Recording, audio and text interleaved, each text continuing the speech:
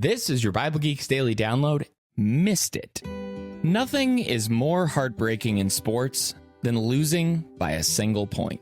The missed field goal, the three-pointer bouncing off the rim. They were so close to winning, but missed it by that much. The Bible records many examples of people who almost made it, and from their stories, we find encouragement to finish the contest of our lives with strength. Moses missed the promised land. In Deuteronomy 32, we read, "Go up this mountain of the Abarim, Mount Nebo, which is in the land of Moab, opposite Jericho, and view the land of Canaan, which I am giving to the people of Israel for a possession, and die on the mountain which you go up, because you broke faith with me in the midst of the people of Israel, at the waters of Meribah Kadesh." Deuteronomy chapter 32, verses 49 through 52. Though Moses had endured years of hardship leading the people to Canaan, he missed out on entering because of one terrible decision. When God told him to speak to the rock at Meribah in Numbers 20 and verse 8, frustration got the best of him, and by striking the rock with his staff instead, he sealed his fate to die in the wilderness. Small decisions can have huge impacts, and when we overlook God's instructions, even in seemingly minor situations, the ripple effects can keep us from God's promises. So, are you neglecting any small instructions on your journey toward heaven? Second, the rich man missed paradise.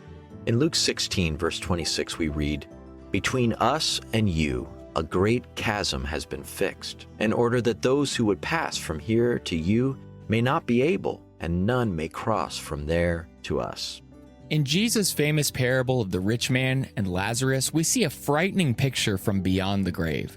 As the rich man suffered in torment, he saw paradise outside his reach. And though he begged to go there, he was prevented by the tremendous, uncrossable gulf which separated the two. Part of the punishment of eternal condemnation will be the constant reminder that we almost made it.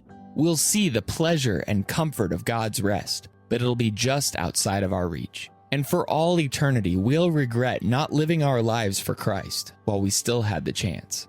So, what side of that great gulf will you be on? And finally, King Agrippa missed discipleship. He says in Acts chapter 26, verse 28, "You almost persuade me to become a Christian."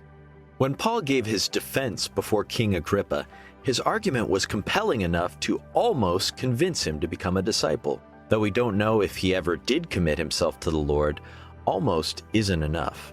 What would convince you to go all in for Jesus? What's holding you back? Let the truth of God's love take root in your heart and produce the fruit of His Spirit within you.